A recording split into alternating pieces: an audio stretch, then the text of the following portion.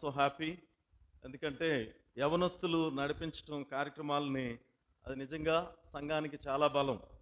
ఆ, వారికి దేవుడు ఆ చక్కటి తరుణాన్ని దయచేసి, ఎందుకంటే భవిష్యత్తులో వారే ఆ యొక్క సంఘానికి మూల స్తంభములు కాబట్టి ఇప్పటి నుండే వారు ఆ యొక్క నడిపింపు సంఘాన్ని నడిపించుటలో వారికి ఆ యొక్క చక్కటి తలాంతులను దేవుడు అనుగ్రహిస్తున్నందుకు దేవునికి వందనాలు చెల్లిస్తున్నాను. అలా అని పేరెంట్స్ కూడా చక్కగా వారిని సిద్ధపరిచి దేవాలయానికి నడిపించినందుకు వారి యొక్క తల్లిదండ్రులందరికీ కూడా ప్రత్యేకంగా ధన్యవాదాలు తెలియపరుస్తున్నాను. దేవుడు మిమ్మల్ని దీవించి ఆశీర్వదించునుగాక. ఈరోజు కొద్ది నిమిషాలు యవనస్తులు అని ఇప్పుడే ప్రార్థనలో యొక్క యవనస్తురాలు చేసింది ప్రార్థన. ఆ యవనస్తుల్లో మనం కూడా, ఎందుకంటే బంజారాహిల్స్ అంటేనే యవనస్తులు, అందరూ యవనస్తులే కాబట్టి మనందరము అందులో భాగస్తులమే, యవనస్తులమే. ఎక్కడన్నా యవనస్తుల కూడిక అంటే మొట్టమొదట యవనస్తులే వెళ్తాం ఎక్కువ మంది. ఇక్కడ ఆ యవనస్తులతో అందరము కలిసి ఈ యవనస్తుల్ని బలపరుద్దాం, సంఘ యవనస్తులందరినీ కూడా. ఈరోజు దేవుని యొక్క పరిశుద్ధ వాక్యం మనకి చదవబడినటువంటి మూల వాక్యం మనం చూస్తున్నాం. ఏ రీతిగా అంటే 2 Corinthians chapter 11 verses 14లో ఉన్నటువంటి మాటను జ్ఞాపకం చేసుకునే ముందు, సాతాను బలమైనటువంటి ఒక శత్రువుగా, ఎనిమీగా ఎలా తయారయ్యాడు, ఎలా ఉంచాడు, దేవుని యొక్క బిడ్డలను, దేవుని యొక్క వాక్యానుసారంగా వెళుతున్నటువంటి వారిని ఎలా మోసం చేస్తున్నాడు అనేటువంటిది ఈరోజు కొద్ది నిమిషాలు మనం ధ్యానం చేద్దాం.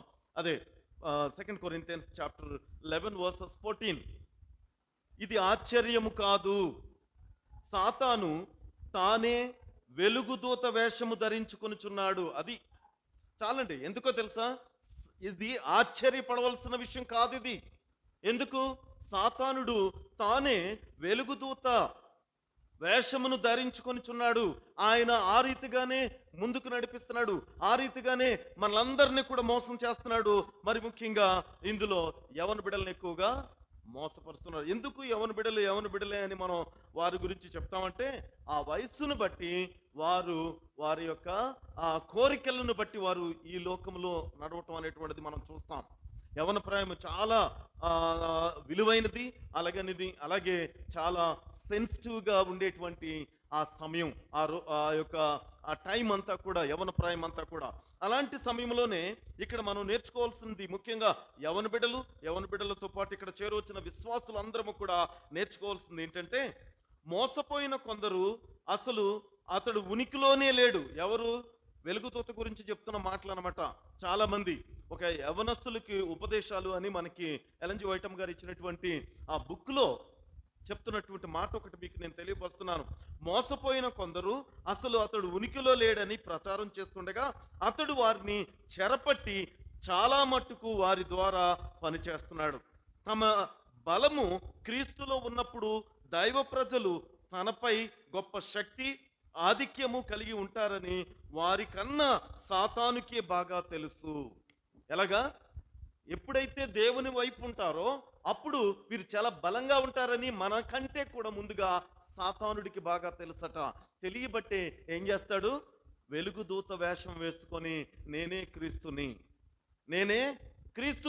నేనే మిమ్మలను రక్షించేవాడిని, నేనే మిమ్మలను పోషించేవాడిని అని ఆయన వెలుగుదూత వేషం వేసుకొని మోసం చేస్తున్నాడు సర్వలోకాన్ని కూడా. ఒక యవనస్తులనే కాదు, సర్వలోకాన్ని కూడా ఆయన మోసం చేస్తున్నాడు. ఏ రీతిగా అనేటువంటిది మనము ఈ యొక్క ఉదయకాల సమయంలో మనం నేర్చుకోవాల్సినటువంటి గొప్ప మర్మం అదే. ఏ రీతిగా వారి యొక్క నమ్మకాన్ని, వారి యొక్క విశ్వాసాన్ని వారు పడగొట్టడానికి, ఎలాగా? అరణ్యములో క్రీస్తుని శోధించిన రీతిగా. యేసుక్రీస్తు అంతటా ఆయన ఏం చేశాడు? సాతానుడు శోధించాడు. అది మనందరికీ తెలిసిన విషయమే కదా. మత్తయి సువార్త 4వ అధ్యాయము 1వ వచనం నుంచి మనం చూసినట్లయితే, మాథ్యూ చాప్టర్ 4 verses 1, ఇక్కడ ఏమంటాడంటే, సాతాను క్రీస్తుని శోధనలో పడేయాలని ట్రై చేశాడు కానీ విఫలుడయ్యాడు అక్కడ. అదే మనం చూస్తాం. ఎందుకంటే రక్షణ ప్రణాళిక అమల్లోనికి వచ్చింది, మానవ విమోచన నిమిత్తం గొప్ప క్రయధనం చెల్లించడం జరిగింది. ఇప్పుడు క్రైస్తవ నిరీక్షణకు పునాది అనేటువంటిది అదే. కాబట్టి దాన్ని పడగొడదాం, దాన్ని పడగొడదాం. క్రీస్తు మహోన్నత త్యాగ ఫలాన్ని అనగా రక్షణను పొందకుండా మనుషులను ఆ వారి మనసులను పక్కకు మళ్లించడమే ఆయన చేసే పని. అందుకే ఇక్కడ మొదటి వచనంలో ఏమనుందండి? అప్పుడు యేసు అపవాది చేత శోధింపబడుటకు ఆత్మ వలన అరణ్యమునకు కొనుపోబడెను. 40 దినములు 40 రాత్రులు ఉపవాసముండిన పిమ్మట ఆయన ఆకలి కొనగా. అంటే ఇక్కడ జరిగేది ఏంటంటే నీ బలహీనత ఏంటో తెలుసుకుంటాడు. ఆకలి వేస్తున్నటువంటి సమయంలో అనుకున్నాడు యేసుక్రీస్తుని ఇలా మనం చెప్పిన వెంటనే ఆటోమేటిక్గా ఆయన ఆ ఆకలి కొరకు నేను చెప్పిన మాట వింటాడు అనుకున్నాడు. కానీ ఆయన సర్వ సృష్టికర్త, సర్వాన్ని కూడా నిర్మించిన వాడు. ఆయన తన యొక్క బలహీనతల నుండి కూడా ఆయన తన బలవంతుడై ఉండి కూడా తన బలహీనతలకు మన బలహీనతలకు ఆయన బలిగా అర్పించబడినటువంటి గొప్ప దేవుడు. కాబట్టి ఆయన బలహీనతలను పట్టుకుని ఆడుకోవటానికి అక్కడ సాధ్యం కాలేదు, కాబట్టి విఫలుడయ్యాడు. అక్కడ చూసినప్పుడు ఓకే 3వ వచనం, ఆ శోధకుడు ఆయన యొద్దకు వచ్చి నీవు దేవుని కుమారుడు అయితే రాళ్ళు రొట్టెలకు నట్లు ఆజ్ఞాపించమనెను. అందుకు ఆయన మనుషుడు రొట్టె వలన మాత్రము కాదు గాని దేవుని నోట నుండి వచ్చు ప్రతి మాట వలనను జీవించునని వ్రాయబడి ఉన్నదని. అది ఏం చెప్తాడంటే నీవు నిజంగా దేవుని కుమారుడు అని నాకు తెలుసు. మొట్టమొదట అక్కడ అపవాది మాట్లాడే మాట ఏంటో తెలుసా? ఆయనకి తెలుసు. కాబట్టే నీవు ఈ రాళ్ళను రొట్టెలుగా చేసుకోవచ్చు కదా, చేసుకోలేడా? దేవుని యొక్క బిడ్డలకు అరణ్యములో ప్రయాణం అవుతున్నటువంటి ఆ దినాలలో దేవుడు ఆకాశము నుండి ఆహారాన్ని కురిపించినటువంటి వాడు, మన్నాను కురిపించిన వాడు. ఆయన తనకి కావలసిన ఆహారాన్ని ఆయన సమకూర్చుకోలేడా? ఈ సాతానుడికి తెలుసు. అందుకే ఆయన మాట్లాడుతున్నటువంటి మాట. ఈరోజు మనము కూడా ఇందాక యవనస్తులు ప్రార్థన చేసిన కొన్ని మాటలు వారు తెలియపరిచిన సబ్బాతు బడిలో కానీ ఇక్కడ కానీ చాలా మంది కొన్ని సాకులు చెప్పి తప్పించుకోవడానికి ఎక్కువ అవకాశం ఉంటుంది. ఆకలేస్తుంది, నా ఆకలి నీకేం తెలుసు, నా అవసరత నీకేం తెలుసు, ఈ మాటలు చెప్పుకుంటూ మనం ఏం చేస్తామంటే దేవుని నుండి దూరం అయిపోతూ ఉంటాం. కానీ ఇక్కడ యేసుక్రీస్తు మరొక బలమైనటువంటి ఆ యొక్క విశ్వాసాన్ని మనకి కలుగు చేయటానికి దేవుడు మాట్లాడిన మాట ఏంటది? అందుకు ఆయన మనుషుడు రొట్టె వలన మాత్రము కాదు గాని దేవుని నోట నుండి వచ్చు ప్రతి మాట వలనను జీవించునని వ్రాయబడి ఉన్నదని చెప్పాను. ఈ మాటలన్నీ కూడా దేవుని నోట నుండి వచ్చిన ప్రతి మాట, ఈ మాటల వలనే జీవిస్తాడే తప్ప ఈ రొట్టెల వలన మనం సిద్ధపరచుకునేటువంటి ఆహారం వలన కాదు అనేటువంటిది మనం జ్ఞాపకం చేసుకోవాలి. ప్రియ సహోదరి సహోదరుడా, మనల్ని మళ్లించటానికి, మనల్ని పడగొట్టడానికి, మరి ముఖ్యంగా యవనస్తులను త్వరగా పడగొట్టడానికి ఆయన ఉపయోగించేటువంటి ఆయుధం అదే. అది ఏంటంటే అవసరం లేదు, మనల్ని అందరినీ రక్షించాడు కదా, ఇక చాలు, నువ్వు వెళ్లాల్సిన అవసరం లేదు. ఎందుకంటే ఆయనే నీ కొరకు నా కొరకు మన పాపాల కొరకు మరణించాడు. కాబట్టి మళ్ళీ మనం ప్రతి వారం లేకపోతే ప్రతిదినం దేవుణ్ణి మహిమపరచవలసిన అవసరత లేదు అని మన యొక్క విశ్వాసాన్ని, మన నమ్మకాన్ని ఏం చేస్తాడు? డిస్ట్రాయ్ చేస్తాడు, నాశనం చేస్తాడు. అలా చేయటమే ఆయన పని, ఆయన డ్యూటీ అది.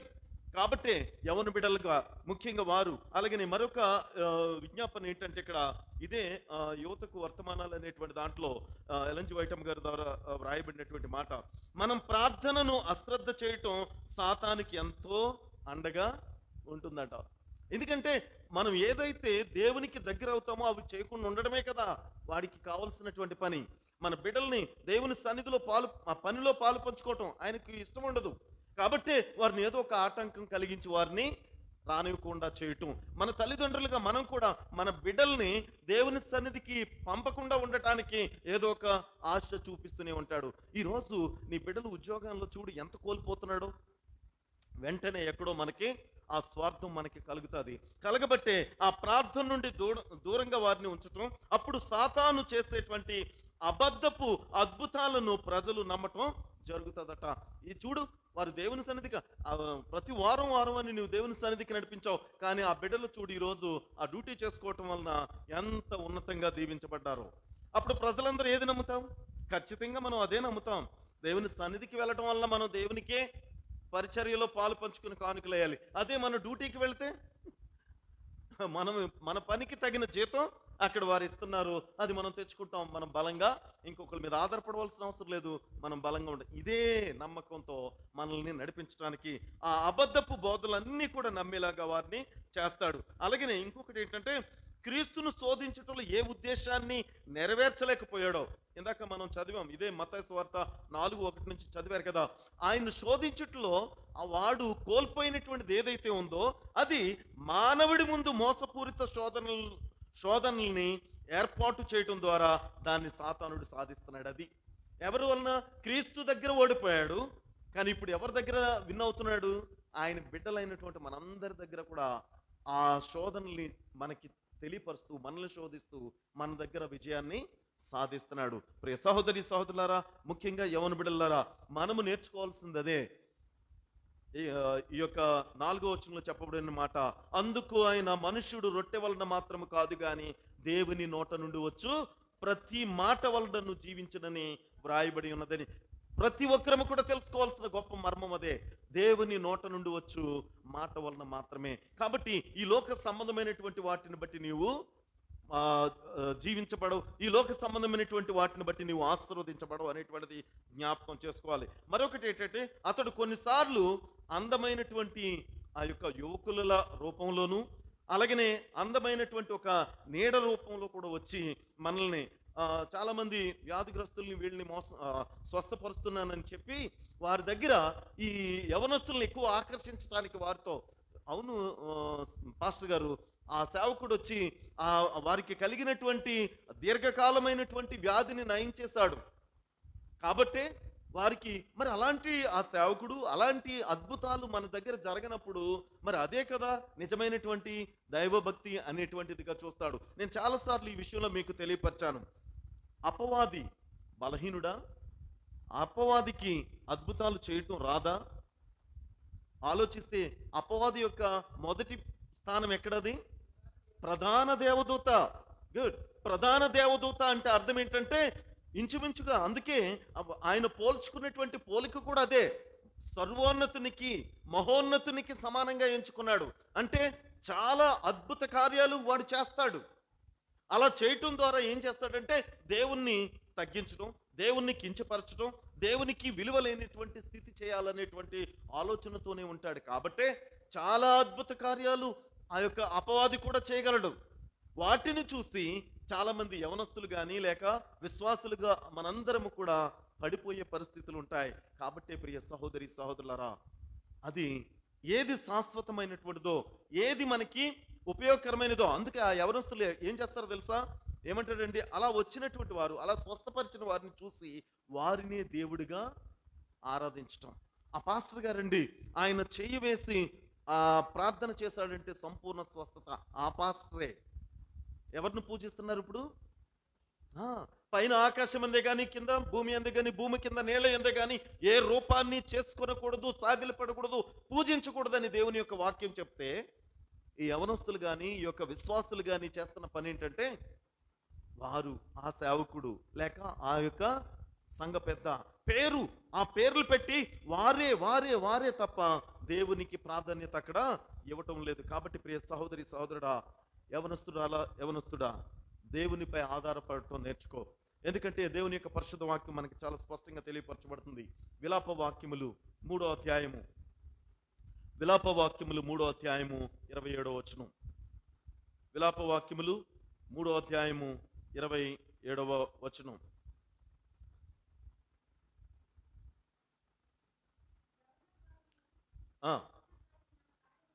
యవ్వన కాలమున కాడిమోయట నరునికి మేలు.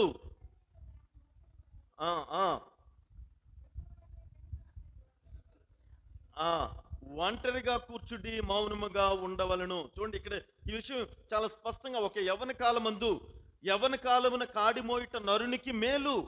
అది ఒక యవనస్తుడైనా, యవనస్తురాలైనా, ఒక విశ్వాసి అయినా, మరి ఎవరమైనా సరే, ఒక సంఘ పెద్ద అయినా, ఒక సేవకుడు అయినా కూడా దేవుని యొక్క పరిచర్యలో పాలు పంచుకోవటం, దేవుని యొక్క ఆ యొక్క స్వార్థ భారంలో మనం ముందుకు వెళ్ళటం అనేటువంటిది చాలా అవసరం. అది మనకే మేలు అని దేవుని యొక్క పరిశుద్ధ వాక్యం మనకి తెలియపరచబడుతుంది. ఇదే మత్తయి సువార్త 11వ అధ్యాయం, మత్తయి సువార్త 11వ అధ్యాయము 30వ వచనం. 30వ వచనం. ఏలైనగా నా కాడి సులువుగాను నా భారము తేలికగాను ఉన్నవి. ఎందుకు నువ్వు ఆ యొక్క యవన కాలమందు ఆ కాడిని మోయటం అంత సులువు, ఆ దాని వలన ప్రయోజనం అని దేవుని యొక్క పరిశుద్ధ వాక్యం నీకు తెలియపరచబడుతుందంటే ఆ కాడి సులువుగా ఉన్నది, అలాగనే ఆ కాడి భారమైనటువంటిది కాదు అని ఇక్కడ మనకి తెలియపరచబడుతుంది. దేవుని యొక్క పరిచర్యలో పాలు పంచుకునేటువంటి వారు ఎవరు కూడా భారంతో ఉండేటువంటి పరిస్థితి రాదు అనేటువంటిది మనం ఇక్కడ జ్ఞాపకం చేసుకోవాల్సినటువంటి అవసరం ఉంది. అందుకే యవన బిడ్డలుగా ఉన్నటువంటి వారు అధైర్యపడవలసినటువంటి అవసరత లేదు అనటానికి దేవుని యొక్క పరిశుద్ధ వాక్యమే మనకి చాలా స్పష్టంగా తెలియపరచబడుతున్నటువంటి మాటలు. కాబట్టి ఇక్కడ సమర్థతలు అంటే మనకిచ్చినటువంటి టాలెంట్స్ని బట్టి కానీ, మనకిచ్చినటువంటి ఆ యొక్క దీవెనలు కానీ మనం ఏ రీతిగా కూడా ఉపయోగిస్తున్నామో జ్ఞాపకం చేసుకోవాలి. ఎందుకంటే దేవుడు నీకు ఇచ్చినటువంటి ఆ చక్కటి స్వరము, పాట పాడే స్వరం కానీ, లేకపోతే దేవుడు నీకు ఇచ్చినటువంటి చక్కటి తలంత ఏంటంటే అందరితో సఖ్యతతో మాట్లాడుతూ, అందరితో ప్రేమ కలిగి నువ్వు జీవిస్తూ నువ్వేం చేయాలట? దేవుని పరిచర్యలో పాలిభాగస్తులుగా ఉండాలి. అది ఆయన యొక్క కాడి ఎంత సులువైనటువంటిది అనేటువంటిది ఒకసారి మనం ఇక్కడ ఆలోచించడం విషయంలో. ఎందుకంటే అపవాదైతే అది భారమే అని మనల్ని నడిపిస్తూ ఉంటాడు. కానీ ఇక్కడ ఒక మాట మనకి తెలియపరచబడుతుందండి. యువకులారా, మీకు ఇక సమయం లేదని ఇందాక మనకి కానుకల నిమిత్తం ఆ యొక్క యవనస్తురాలు చదువుతున్నప్పుడు చాలా స్పష్టంగా మనకి తెలియపరచబడింది. అక్కడ యువకులారా, మీకు ఇక సమయం లేదని మీ ప్రవర్తన నిర్మాణంలోనికి బలమైనటువంటి కలప తేవటానికి చిత్తశుద్ధితో ప్రయత్నించండి. నమ్మకంగా ఉండాల్సిందిగా క్రీస్తుని బట్టి మిమ్మల్ని బ్రతిమాలుకుంటున్నానని పౌలు చెప్తున్నటువంటి మాటను ఒకసారి మనం జ్ఞాపకం చేసుకుంటాం ఇక్కడ. ఎందుకంటే క్రీస్తుని బట్టి మిమ్మల్ని బ్రతిమాలుకుంటున్నాను, సమయాన్ని సద్వినియోగపరచుకోండి, ప్రతిదినము మిమ్మల్ని మీరు దేవునికి సమర్పించుకోండి. ఎందుకు చెప్తున్నాడు అంటే, ఓ యవనస్తులారా, మీరు మీ యవన కాలమందు మీరు సంతోషించండి అని మరొక భక్తుడు చెప్తున్నటువంటి విషయంలో, కానీ నీవు దాన్ని తీర్పులోనికి వస్తుందని మాత్రం జ్ఞాపకం చేసుకో అన్నాడు. అలాగే అది మనకి గుర్తు వచ్చినప్పుడు ప్రత్యేకంగా మనం చేసే పని ఏంటంటే, ప్రతిదినము కూడా మిమ్మల్ని మీరు దేవునికి సమర్పించుకోండి. అప్పుడు మీ సోమరితనములో మీరు గడపటానికి మీకు ఎక్కువ సమయము ఉండదు. మీ సోమరితనములో మీరు ఎక్కువ గడపడానికి మీకు సమయం ఉండదు. అలాగనే మీ స్వార్థ ఆశలు తీర్చుకోవటానికి ద్రవ్యము అవసరం లేదని మీరు గ్రహిస్తారు. యవనస్తులకు ఎందుకు ఇంత చక్కటి మాట చెప్తున్నారంటే, సమయాన్ని నీవు సద్వినియోగపరుచుకున్నప్పుడు సోమరితనంతో ఉండే పరిస్థితి ఉండదు. అలాగని మీ స్వార్థానికి అవసరమైనటువంటి అవసరం తీర్చుకోవడానికి మీకు ఆ కోరికలు రానేరావు. ఎందుకు అంటే దేవుని యొక్క పరిశుద్ధ వాక్యం చాలా స్పష్టంగా మనకు తెలియపరచబడుతుంది. గలతీయులకు రాసిన పత్రిక 6వ అధ్యాయం 7వ వచనం, గలతియన్స్ చాప్టర్ 6 వర్సెస్ 7. ఎందుకంటే వృద్ధి చెందటానికి, క్రీస్తు పోలికను సంతరించుకోవటానికి ఎవరు కృషి చేస్తారా అని పరలోకం కనిపెడుతుందంటండి. క్రీస్తు యొక్క మాటను బట్టి వృద్ధి చెందాలి అంటే క్రీస్తు చిత్తము చొప్పున జరిగించేవారు ఎవరున్నారా అని పరలోకం నుంచి ఎదురు చూస్తున్నారట. ఓకే, చదువునమ్మా.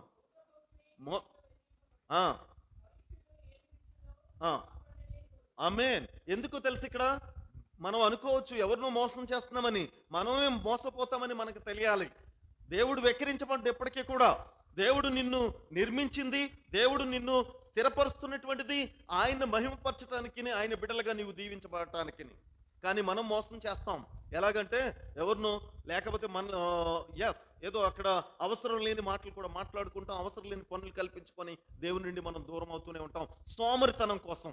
అందుకే అంటున్నాను, మనకు ఆ టీవీ ఉంటే చాలు, లేక మన యొక్క గృహంలో చక్కటి ఆ యొక్క సందడి పాటలతోనో లేకపోతే చక్కటి వంటకాలతోనో మనం కాలం గడిపేస్తూ దేవుని నుండి దూరం అవుతూనే ఉంటాం.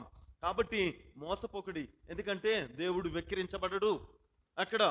ఎందుకంటే నువ్వేమి విత్తుతావో అదే నువ్వు కోస్తావు. అంటే నీవు ప్రతిదినము దేవుడిని మహిమపరిస్తే ఆ మహిమ గల ఆ వస్త్రాలు నీవు పొందుకుంటావు. ఆ యొక్క మహిమ గల రక్షకునితో, ఆయనతో నిత్యము జీవించడానికి, దేవుని యొక్క రాజ్యానికి నీవు వారసురాలు అవుతావు. ఏది కావాలో ఒకసారి మనల్ని పరిశీలన చేసుకోమంటున్నాడు. ఎందుకు అంటే సమయాన్ని పోనిస్తున్నాం కాబట్టి, సమయాన్ని మనం వృధా చేస్తున్నాం కాబట్టి. అందుకే ఎఫెసీయులకు రాసిన పత్రిక 5వ అధ్యాయము 15వ వచనం కూడా. ఎందుకంటే అది చదివే ముందు, మానవుడు తన్ను తాను క్రీస్తుకి సమర్పించుకున్నప్పుడు అతడి పక్షముగా పరిశుద్ధాత్మ గొప్ప పని చేస్తాడు. దేవునికి వందనాలు. రియలీ. ఎందుకో తెలుసా? నీవు నిన్ను దేవునికి ఎప్పుడైతే సమర్పించుకుంటావో, ఓ యవనస్తుడా యవనస్తురాలా, అలాగే ఓ విశ్వాసి, దేవుడు పరిశుద్ధాత్మ నీలో గొప్పగా పని చేయడానికి ఆయన సిద్ధంగా ఉన్నాడు. అసలు నువ్వు ప్రయత్నించకపోయినట్లయితే, ఎఫెసీయులకు రాసిన పత్రిక 5వ అధ్యాయం 15వ వచనం, దినములు చెడ్డవి గనుక మీరు సమయమును పోనీయక సద్వినియోగము చేసుకొనుచు అజ్ఞానుల వలె కాక జ్ఞానుల వలె నడుచుకొనవలెనని జాగ్రత్తగా చూసుకోనండి. ఎందుకో తెలుసా? ఒక అజ్ఞానంతో మాట్లాడొద్దు. ఏది లేనటువంటి ఈ సొంత స్వలాభాలతో నువ్వు మాట్లాడొద్దు ప్రియ సహోదరి సహోదరుడా. ఎందుకంటే దేవుని యొక్క రాకడ అతి సమీపంగా ఉన్నది. దినములు చెడ్డవుగా ఉన్నాయి. నీ నడకను సరిచేసుకో, నీ యొక్క ప్రవర్తనను సరిచేసుకో. అప్పుడే నీవు దేవునికి ఇష్టమైనటువంటి కుమారుడిగా ఉంటావు. నీవు గనక దేవుని యొద్దకు వెళ్ళటానికి ప్రయత్నం చేస్తే పరిశుద్ధాత్మ దేవుడు నీలో గొప్పగా పనిచేయటానికి ఆయన సిద్ధంగా ఉన్నాడు. మరి నీ యొక్క ప్రయత్నం ఏమై ఉన్నది? దేవుని యొక్క పరిశుద్ధ వాక్యం నిన్ను నన్ను కూడా ప్రశ్నిస్తుంది. నీ యొక్క ప్రయత్నం ఏమై ఉన్నదో ఒకసారి యవనస్తురాలుగా యవనస్తుడిగా నీవు జ్ఞాపకం చేసుకో. మరొక మాట, యవనస్తులు చాలా మంది ఏమని అనుకుంటారంటే, ఇది దేవుని యొక్క పరిచర్యలో పాలిభాగస్తులు అయ్యేది పెద్దలు మాత్రమే, దేవుని యొక్క పరిచర్యలో పాలు పంచుకునేది మా పేరెంట్స్ మాత్రమే, దేవుని యొక్క పరిచర్యలో పాలు పంచుకునేటువంటిది బాగా వయస్సు మళ్ళిన వారు, రిటైర్ అయిన వారు మాత్రమే. ఇదే స్వభావంతో ఉంటారు. కానీ ప్రియ సహోదరి సహోదరుడా, దేవుడు నీకిచ్చిన తలాంతులను బట్టి, నీకిచ్చినటువంటి సమృద్ధిని బట్టి దేవుణ్ణి మహిమపరిచేటువంటి యవనస్తులుగా కూడా నీవు ఉండాలి. ఎందుకంటే మరొక మాట ఇక్కడ దశంభాగాల విషయంలో ఇందాక ఆ యవనస్తురాలు చదివినదే మళ్ళీ చెప్తున్నాను మీకు. తాను ఏ పని చేయటానికి లోకానికి వచ్చానని యేసు ప్రకటించాడో, ఏ పనిది? మత్తయి సువార్త ఇందాక చదివారు 28వ అధ్యాయము 19-20 వచనాలు. Matthew chapter 28 verses 19-20. మళ్ళొకసారి చదువుదామా మేరీ గారు?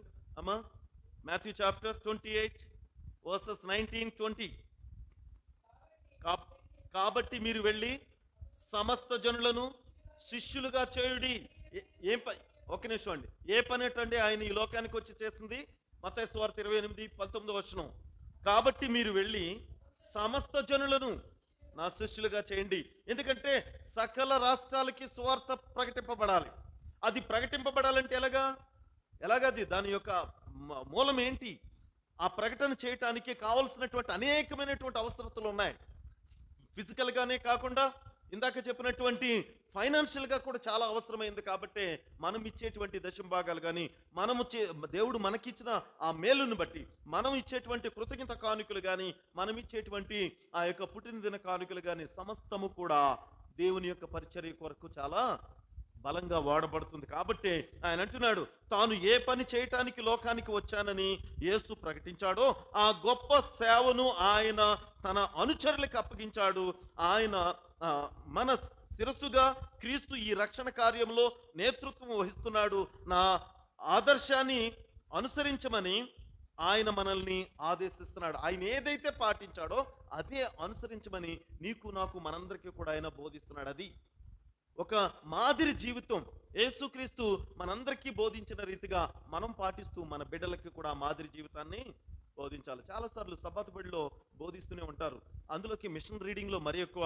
మిషన్ రీడింగ్ అనగానే ఆ యొక్క టెస్టిమోనీస్, వారి జీవితాల్లో జరిగినటువంటి ఆ యొక్క మేలులు అక్కడ చెప్తున్నప్పుడు వాళ్ళు చెప్పేది ఏంటంటే, నేను నా యొక్క జీవితంలో పడినటువంటి ఎన్నో శ్రమల నుంచి దేవుడు నన్ను లేవనెత్తాడండి. ఈరోజు నేను ఇంత గొప్పగా ఉన్నాను అంటే కారణం దేవుడండి. ఈ సమస్తము చెప్తారు, కానీ చివరికి వారి బిడ్డల్ని మాత్రం దేవునిలోకి నడిపించరు. నువ్వు ఎంత గొప్పవాడవైనా, నువ్వు ఎంత అందగాడవైనా, ఎంత ధనవంతుడు అయినా, ఎంత ఉన్నతమైనటువంటి స్థితిలో ఉన్నా కూడా దేవుని ఇందాక మనం తెలుసుకున్నట్టుగా అనుదినము కూడా నీ బిడ్డలను దేవుని సన్నిధిలో గడపటం నేర్చుకోమని చెప్పాలి. అప్పుడు మాత్రమే వారు ఆశీర్వదించబడతారు. అప్పుడు మాత్రమే వారి సోమరితనం నుంచి దూరం అవటానికి అవకాశం కలుగుతుంది.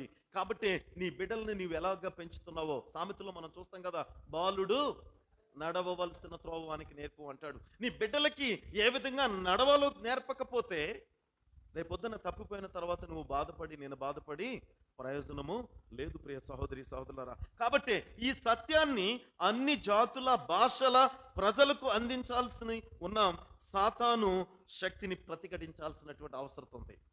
ఎందుకంటే దేవుడు ఈ లోకానికి వచ్చిందే ఆయన యొక్క పరిచర్యను ఆ సకల రాష్ట్రాలకి, సకల జాతులకు అందించటానికి, ఆ భారాన్ని ఆయన బిడ్డలమైన మనందరిపై కూడా నడిపించడానికి, దాన్ని ముందుకు తీసుకువెళ్ళటానికి అప్పగిస్తే మనం ఏ రీతిగా మనం వెళ్తున్నాం. దశంభాగాలు ఇచ్చుట్లో చాలా మంది మనం అశ్రద్ధ చూపిస్తూనే ఉంటాం. కారణం ఏంటంటే నేనే ఇవ్వకపోతే ఏముంది, చాలా మంది వేస్తున్నారు కదా, చాలా మంది ఇస్తున్నారు కదా. ఇదే ఒకసారి ఈ రాజుగారి కుమారుడి యొక్క పెళ్లి విందు గురించి చెప్పినప్పుడు చెప్పాం చాలాసార్లు. ఎందుకంటే అందరూ కూడా పాలు పోస్తారు, నేను ఒక్కడిని నీళ్ళిపోతే ఏమైంది అని ప్రతి ఒక్కరు అదే అనుకున్నారట. ప్రతి ఒక్కరూ కూడా అదే అనుకుని చివరికి అవన్నీ కూడా ఓపెన్ చేసి చూస్తే ఏమున్నాయి అక్కడ? నీళ్ళే తప్ప పాలు లేవు. సహోదరి సహోదరుడా, మన వరకు నేను ఏం చేస్తున్నాను అనేది ఆలోచించాలి, కానీ మన పక్క వాళ్ళు ఏం చేస్తున్నారో వాళ్ళు చేస్తారు కాబట్టి నేను చేయకపోతే ఏంటి అనేటువంటిది మనకు అది మంచిది కాదు అనేటువంటిది జ్ఞాపకం చేసుకోవాలి. దేవుని యొక్క పరిచర్యలో దేవుడు నీకు నాకు అప్పగిస్తున్నటువంటి ఆ గొప్ప మర్మం అదే. కాబట్టి దేవుని యొక్క పరిచర్యలో పాలుభాగస్తులయ్యే ధన్యత ప్రతి ఒక్కరూ పొందాలని కోరుకుంటా. చివరిగా ఇంకొక మాట నేను తెలియపరిచి ముగిస్తాను. తల్లిదండ్రుల పట్ల గౌరవ ప్రేమలు లేని బిడ్డలుగా చాలా మంది ఉన్నాం. ఇది జ్ఞాపకం చేసుకోవాలి. నిజంగానండి. ఎందుకో తెలుసా? తల్లిదండ్రుల పట్ల ఆ గౌరవ మర్యాదలు లేకపోవటం వలన మనం జీవిస్తున్న విధానం ఎంత ఘోరంగా ఉంటుంది అంటే, మనకందరికీ తెలుసు 10 commandments. Exodus chapter 20 versus 12. Exodus chapter 20 versus 12. నిర్గమకాండం 20వ అధ్యాయం 12వ వచనం. ఇది మనందరికీ తెలిసినటువంటి గొప్ప కమాండ్మెంట్, ఆజ్ఞ. ఏమని చెప్పబడుతుంది ఇక్కడ? ఓకే ఓకే ఓకే ఆమేన్. ఏమంటాడండి ఇక్కడ? నీవు దీర్ఘాయుష్మంతుడివి అవ్వాలి, దీర్ఘాయుష్మంతురాలివి అవ్వాలి అంటే అర్థం ఏంటో తెలుసా? నీ తండ్రిని నీ తల్లిని సన్మానించు. వారు ఎలాంటి వారో నువ్వు తీర్పు తీర్చే పని నీది కాదు అసలు. ఫస్ట్ అది నువ్వు జ్ఞాపకం చేసుకో. ఎస్, వారు ఎలాంటి వారు, వీరు ఎలాంటి వారు, ఈ పక్కవారు, అది కాదు నీకు నాకు కావాల్సింది. నీకు జన్మనిచ్చినటువంటి తల్లిదండ్రులుగా, నిన్ను ఈరోజు ఇంతటి ప్రయోజకులుగా చేసినటువంటి తల్లిదండ్రులుగా వారి ఎడల నీ యొక్క స్థితి ఏమై ఉన్నదో ఒక్కసారి ఆలోచించి. చాలా మంది చేస్తున్న పని ఏంటంటే, ఈ స్వార్థ సత్యాన్ని విశ్వసిస్తున్నట్లు చెప్పుకునేటువంటి పిల్లలు ఏం చెప్తారు తెలుసా? బైబిల్ పట్టుకుని వదలరు, చక్కటి పాటలు పాడతారు, చక్కగా వారు సంఘాలను ముందుకు నడిపిస్తారు. వారు చేస్తున్నటువంటి పని ఏంటో తెలుసా? వారు చేస్తున్నటువంటి పని చాలా మంది పిల్లలు వారి తమ తల్లిదండ్రుల ఎడల వారికి ఉన్నటువంటి ఆ రీతి ఏంటో తెలుసా? అగౌరవం, గౌరవించనిటువంటి తలంపు, చిన్న చూపు చూసేటువంటి తలంపు. ఈ విధమైనటువంటి స్థితిలో చాలా మంది బిడ్డలు ఉన్నారు. ప్రియ సహోదరి సహోదరులారా, జ్ఞాపకం చేసుకోండి. ఎందుకంటే వారు తండ్రి పట్ల తల్లి పట్ల ప్రేమను చూపించరు. తల్లిదండ్రుల కోరికలను మన్నించడం ద్వారా, లేదా వారి ఆందోళనను తొలగించడం ద్వారా వారిని గౌరవించరు. క్రైస్తవులమని చెప్పుకునే పలువురు బిడ్డలు, వారి యొక్క తల్లిదండ్రులైన వారి బిడ్డలు చేస్తున్నటువంటి పని ఇదే. తల్లిదండ్రులని గౌరవించరు, అగౌరవపరచడం. తల్లిదండ్రుల ఎడల వారికి ఉన్నటువంటి ఆ యొక్క క్రోధం, కోపతాపాలు, వీటన్నిటిని బట్టి కొంతమంది చిన్న వీడియో కూడా మొన్న నేను మన గ్రూపుల్లో, వాట్సాప్ గ్రూపుల్లో పంపించారు. ఏ రకంగా అంటే, ఒక ఆయన్ని హ్యాండిక్యాప్డ్గా ఉన్నాడు, ఒక స్టిక్ పట్టుకుని ఉన్నాడు పెద్ద ఆయన చూడగానే చాలా భారం అనిపిస్తుంది. అయితే ఆమె కూతురో తెలియదు, కోడలో తెలియదు, కానీ ఆ స్టిక్ లాక్కొని ఆయన పట్టుకుని కొడుతుంది. అయితే కింద వాళ్ళు క్యాప్షన్ ఏం పెట్టారు తెలుసా? ఈయన పెన్షన్ అయితే కావాలి కానీ ఆయన మాత్రం వద్దా అని. ఎంత ఘోరంగా ఉందంటే, ఆ గవర్నమెంట్ వారు ఇచ్చేదో సంథింగ్ ఏదో ఆ పెన్షన్ మనీ, ఆ డబ్బులైతే కావాలి కానీ ఆయన మాత్రం వద్దా అంటే, పాపం ఆయన ఎంత ఆమెను యొక్క నిరోధిస్తూనే ఉన్నాడు, మీదకి వచ్చి అడ్డుకు పడుతూనే ఉన్నాడు. కానీ ఒక్క తోపు తోసింది, ఏమైందంటే చివరికి ముందుకు పడిపోయాడు, పడి లేవలేకపోయాడు. ఇంకా ప్రియ సహోదరి సహోదరులారా, తల్లిదండ్రులను నీవు ఏ రీతిగా సన్మానిస్తున్నావు? తల్లిదండ్రులను నువ్వు ఏ రీతిగా సన్మానిస్తున్నావు? ఎందుకు ఈ మాట చెప్తున్నానంటే, ఆ వెలుగుదూత వేషం వేసుకొని ఆ సాతానుడు జరిగిస్తున్నటువంటి అనేకమైనటువంటి మోసపు క్రియలన్నిటిని బట్టే మన బిడ్డలు మనం కూడా నడుస్తున్నామేమో ఒకసారి ఆలోచించాలి. ఆశ్చర్యపోవాల్సిన అవసరం లేదు అంటున్నాడు. అందుకే ఆశ్చర్యపోను. మరొకసారి చదువుదామా? 2 Corinthians chapter 11 verses 14. 2 కొరింథీయులకు రాసిన పత్రిక, 2 కొరింథీయులకు రాసిన పత్రిక. ఇది ఆశ్చర్యము కాదు, సాతాను తానే వెలుగు దూత వేషము ధరించుకొనిచున్నాడు. ఎందుకంటే నువ్వు ఆశ్చర్యపడాల్సిన అవసరతే లేదు. ఆయన నడిపిస్తున్నటువంటి మార్గంలో మనందరము తప్పిపోతున్నాం అనేటువంటిది ఒకసారి ఆలోచించాలి. నీ బిడ్డలు తప్పిపోతున్నారంటే కారణం ఎక్కడో ఇలాంటి సాతానుడి యొక్క ఆ యొక్క చెడ్డ కార్యాలు చూస్తున్నారు. ఎక్కడో ఇలాంటివన్నీ కూడా ఈ యొక్క లోక నాదుడైనటువంటి అపవాది యొక్క దుష్టక్రియలు చూస్తున్నారేమో, వాటిని ఫాలో అవుతున్నారేమో. నీ బిడ్డలను నీవు సరిచేయి ప్రియా సహోదరి సహోదరుడా. ఓ యవన బిడ్డ, యవన కుమారుడా, యవన కుమార్తె, నీ నడకను సరిచేసుకో. దేవునికి ఇష్టమైనటువంటి బిడ్డలుగా ఉండు. ఎందుకంటే ఆయన కాడి సులువైనది. ఆయన కాడి ఎంతో సులువైనటువంటిది. అది నీకు దీవెనకరమైనటువంటిది. యవన ప్రాయంలో దేవుని యొక్క పనిలో పాలు పంచుకోవటం అది నీకు మేలై ఉన్నది. కాబట్టి ప్రియ సహోదరి సహోదరుడా, ఏ రీతిగా ఉన్నావు ఒకసారి ఆలోచించు. నీ బిడ్డలను ఏ రీతిగా నడిపిస్తున్నావు ఒకసారి నేను నీవే పరిశీలన చేసుకో. దేవుడిచ్చిన సమయాన్ని సద్వినియోగపరచుకో. దినములు చెడ్డవుగా ఉన్నాయి కాబట్టి నీ నడతను సరిచేసుకో. దేవునికి ఇష్టమైనటువంటి కుమారుడిగా కుమార్తెగా జీవించడానికి సిద్ధపడు.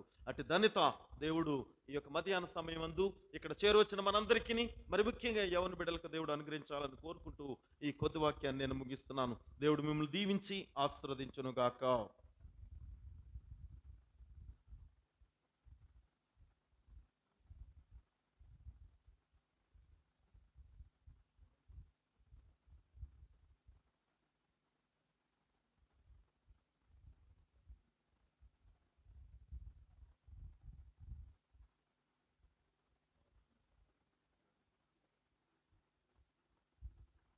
అందరూ లేచి నిలబడినట్లయితే డివైన్ ఆర్ క్లోజ్ చేసుకోవడానికి సాంగ్ నెంబర్ 558 మారుతున్న సమాజం.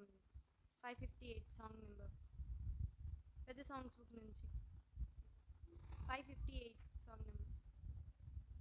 అది కాదు పెద్ద సాంగ్స్.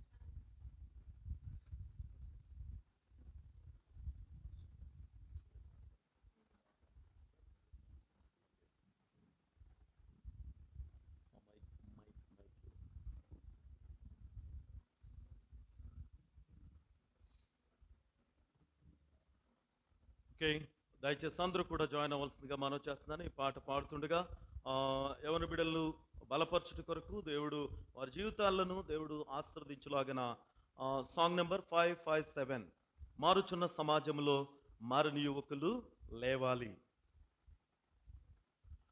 మారుచున్న సమాజములోనా మరని యువకులు లేవాలి. మరని యేసు మార్గములోన మరలక నడవాలి. మారుచున్న సమాజములోన చదువులలో పదవులలో పెదవులలో హృదయములో చదువులలో పదవులలో పెదవులలో హృదయములో మాటలలోన పాటలలోన మాటలలోన పాటలలోన పరిశుద్ధతయే కావాలి. పరివర్తనయే కావాలి. మారుచున్న సమాజములోన సేవలలో త్రోవలలో వేడుకలో కూడికలో సేవలలో త్రోవలలో వేడుకలో కూడికలో యౌవనంలోన కౌవనంలోన యౌవనంలోన కౌవనంలోన పరిశుద్ధతయే కావాలి. పరివర్తనయే కావాలి. మారుచున్న సమాజములోన మనుషులలో మనసులలో మార్గములో మాదిరిలో మనుషులలో మనసులలో మార్గములో మాదిరిలో మంచిని పెంచి మనసులలోన మంచిని పెంచి మనసులలోన పరిశుద్ధతయే కావాలి పరివర్తనయే రావాలి మరుచున్న సమాజములోన కష్టములో నష్టములో దుఃఖములో సుఖములలో కష్టములో నష్టములో దుఃఖములో సుఖములలో సహనము కలిగి పాడుటలోన సహనము కలిగి సాగుటలోన పరిశుద్ధతయే కావాలి పరివర్తనయే రావాలి మారుచున్న సమాజములోన మరణి యువకులు లేవాలి మరణి యేసు మార్గములోన మరలక నడవాలి మారుచున్న సమాజములోన.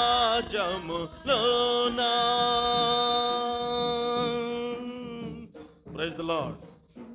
అవును ప్రియ సహోదరి సహోదరులారా, యవన బిడ్డలుగా మనందరము కూడా ఈ ముఖ్యంగా సంఘ బిడ్డలు సంఘ యవన బిడ్డలు అందరూ కూడా ఆ యొక్క ప్రతి ప్రవర్తనలోనూ ప్రతి స్థితిలో కూడా మనం అందరము కూడా మార్పు అనేటువంటిది దేవునికి అంగీకారమైనటువంటి బిడ్డలుగా మనం ఉండటానికి మనం సిద్ధపడాలి. ఈ సమయంలో పాస్టర్ గారు మనల్ని ముగింపు ప్రార్థనలో నడిపిస్తుండగా మనల్ని మనమే తీర్మానం తీసుకుందాం. మనకు మనంగా ముఖ్యంగా యవన బిడ్డలుగా వారు కూడా దేవుని యొక్క పరిచర్యలో పాలిభాగస్తులు అవటానికి తీర్మానం తీసుకుందాం. ఖచ్చితంగా దేవుడు సమృద్ధిగా దీవించడానికి ఆయన సిద్ధంగా ఉన్నాడు. కనుక ఇదే మిక్కిలి అనుకూల సమయాన్ని మనము దుర్వినియోగం చేయక సద్వినియోగపరుచుకుందాం జ్ఞానుల వలె. కాబట్టి మనందరం ఈ ప్రార్థనలో భవించి దేవుని యొక్క దీవెనలు మనం పొందుకుందాం. ప్రార్థన. స్తుతి స్తోత్రం తండ్రి, పరిశుద్ధుడా మహోన్నతుడా మా గొప్ప దేవ, మీకే వందనాలు ప్రభువా. ఆకాశమును భూమిని అందులోని సమస్తమును సృజించి నీతి న్యాయంతో పరిపాలిస్తున్న తండ్రి, మీకు వందనాలు ప్రభువా. దీనులము ఎన్నికలేని వారునైనా ఆయనను మీరు ఎంతగానో ప్రేమిస్తున్నారు తండ్రి. అనేక మారులైనా మేము లోకం వైపు చూస్తూ తండ్రి నైనా మీ యొక్క మాటకి నా తండ్రి లోబడకపోయినాను మీరు ప్రేమించినైనా మీ హక్కును చేర్చుకుంటున్నారయ్యా, మీకు వందనాలు. మీరు మా కొరకు నా తండ్రి నైనా ఈ పాపలోకమునకు వచ్చి తండ్రి మాదిరిగా జీవించి తండ్రి మా కొరకు మీరు మరణించి మీ యొక్క అమూల్యమైనటువంటి రక్తం చేత నైనా మమ్మలను కొని తండ్రి పరిశుద్ధులుగా చేసి ఉన్నారు ప్రభా, మీకు వందనాలు. మీరు చూపిస్తున్న ఆయన లేని ప్రేమకే మీకు వందనాలు చెల్లించుకుంటూ నైనా మేము ఎన్నడూ నైనా అతది మేము మరొక తండ్రి మీకు లోబడి జీవిస్తూ తండ్రి మీ యొక్క వాక్యానికి లోబడి తండ్రి మీ చిత్తానుసారంగా మేము నడుచుకునే భాగ్యమును మాకు దయచేయండి. నైనా పరలోకపు జ్ఞానమును మాకు సమృద్ధిగా దయచేయండి ప్రభా. ఒక్క దినము విశ్రాంతి దినము దేవాలయంలో గడుపుట అది 1000 దినముల కంటే శ్రేష్టమైనదని సెలవిస్తున్నావు తండ్రి. అట్టి బహుమానాన్ని పొందుకుంటకు మేమందరము చేరి వచ్చినాం ప్రభా. ప్రతి ఒక్క బిడ్డను పేరు పేరున మీరు జ్ఞాపకం చేసుకుని దీవించి ఆశీర్వదించండి ప్రభా. నైనా సంఘమును నైనా నానాటికి బలపరచండి తండ్రి. నైనా ఆధ్యాత్మికంగా మేము నైనా ఒకరినొకరు ప్రేమించుకుంటూ నైనా ఆధ్యాత్మికంగా ఒకరినొకరు బలపరుచుకుంటూ తండ్రి విశ్వాసంలో నైనా దృఢంగా నమ్మకంగా నిలుచుటకు సహాయం చేయండి. అనేక ఆత్మలను తండ్రి మీ యొక్క సన్నిధికి నా తండ్రి నడిపించుటలో మేమును పాలుభాగస్తులుగా నడుచుటకు సహాయం చేయండి ప్రభా. తండ్రి నీవునైనా కుమారులము కుమార్తెలుగా మేము నా తండ్రి మీ యొక్క పనిలో పాలుభాగస్తులు అయ్యే ధన్యత మాకు దయచేయండి ప్రభా, మీకు వందనాలు తండ్రి. అట్టి జ్ఞానమును అట్టి తలాంతులను కూడా మాకు దయచేయండి ప్రభా. అది మేము ఎంతో నైనా ఉన్నతమైన ఆధిక్యతగా భావిస్తూ తండ్రి మీ యొక్క సహాయం కొరకు ఎదురు చూస్తున్నాం తండ్రి. నైనా మీ యొక్క సహాయంతో మేము నైనా మీ యొక్క సేవను బలంగా నడిపించుటకు సహాయం చేయండి. వందనాలు ప్రభా. మరి ముఖ్యంగా ఈ రోజు తండ్రి యవనస్తులందరూ తండ్రి నేను మీరు చేసిన మేలులకై తండ్రి మీరు ఇచ్చినటువంటి ఆధిక్యతను బట్టి మీరు ఇచ్చినటువంటి బహుమానాలను బట్టి నేను బిడ్డలు మీకు కృతజ్ఞతలు చెల్లిస్తూ తండ్రి నేను వారందరూ సేవలో పాల్భాగస్తులుగా నేను వారిని పేరు పేరున మీరు జ్ఞాపకం చేసుకోనండి. నేను యవనస్తులందరూ మీరు జ్ఞాపకం చేసుకోండి ప్రభా. సాతానుడు అనేక మార్లు లోకంలో ఉన్నటువంటి నా తండ్రి అనేకమైనటువంటి చూపిస్తూ నేను మీ యొక్క సన్నిధి నుంచి దూరపరుస్తున్నాను. వాక్యం ద్వారా బిడ్డలు బలంగా ఎదుగుతూ తండ్రి మీకు చేరుగా జీవిస్తూ మీరు ఇచ్చేటటువంటి సమస్త జీవులను పొందుకుంటకు నాయన బిడ్డలను మీరు దీవించండి, ఆశీర్వదించండి. మరి ముఖ్యంగా మన ప్రాయంలో తండ్రి నాయన వాక్యం ద్వారా వారిని వారు సరి చేసుకుంటూ వారి యొక్క స్నేహితులను సరిచేస్తూ తండ్రి నాయన మీరుతో పాటు నా తండ్రి నాయన అనేక ఆత్మలను నాయన మీకు నాయన చేసే పనిలో వారు పాలుభాగస్తులకు సహాయం చేయండి. వారికి ఇచ్చినటువంటి తల్లిదండ్రులను కూడా మీరు జ్ఞాపకం చేసుకోనండి ప్రభా.